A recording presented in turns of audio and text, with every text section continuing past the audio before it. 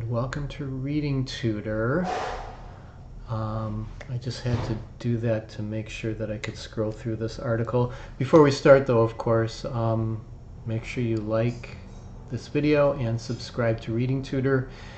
I found this article, and you're looking at it, in Psychology Today, and it's about handwriting. Research identifies the right way to write.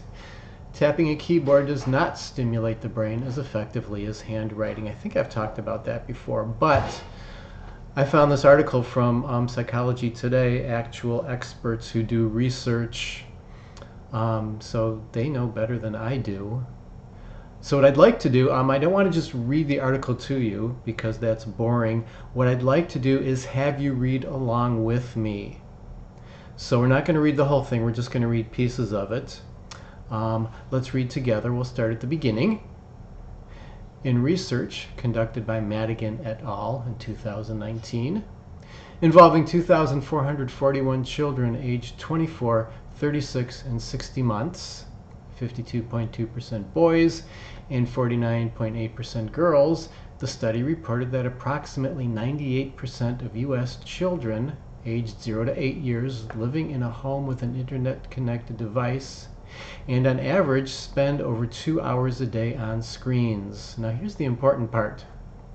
As a result of this situation, the study found that by school entry, 1 in 4 children shows deficits and delays in developmental outcomes such as language, communication, motor skills, and or socio-emotional health.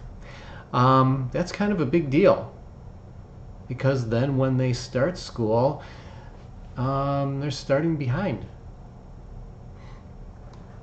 In another meta-study, read with me. In another meta-study conducted by Madigan et al. In 2020, which examined 42 studies involving a total of 18,905 children under the age of 12, the researchers found that ongoing screen time had a profound negative impact on the brain, mind, and body of the children. This included negative effects on language development, reduced verbal skills, and a decline in overall social and learning potential. Again, this is important stuff. I just want to scroll down to get to the part about handwriting. So for example, a study conducted by Mueller and Oppenheimer found that university students who are handwriting in their notebooks during lectures and tutorials retained conceptual information at a higher analytical level than those who type on their computers. Additionally, research conducted by Vanderweel and Vandermeer using the electroencephalogram found that handwriting produced significantly more complex brain connectivity than typing.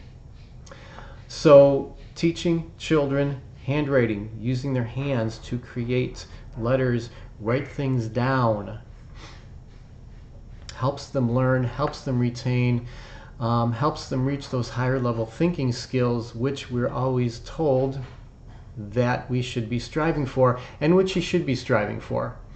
There's also the ideal grip type, which is the tripod grip, which I teach. But you really can't, well, maybe you can see it. No, you can't see it without a pencil. Or a pen. So, it's putting the pen or pencil on your thumb and middle finger, and then taking your ring finger and then holding it down. And you want to write with a loose grip. Anybody should be able to come along and just pull the pencil or pen out of your hand. You don't want to hold it very tightly because your hand will get tired. So, continuing with the article, we're just going to read a little bit more. Furthermore, when developing complex neurological and neuromuscular connections, as well as the ongoing development of gross and fine motor skills related to handwriting, research confirms that the initial lesson in handwriting should commence with explicit teaching demonstrations of the biomechanically efficient tripod grip. There you go. handwriting goes along with reading and spelling to create literacy. And if you want students, children, to get to, to where they can do complex writing tasks and engage in higher level thinking skills, handwriting is the way to go. So, see you next time with Reading Tutor. Again, don't forget to like this video and subscribe. See you next time.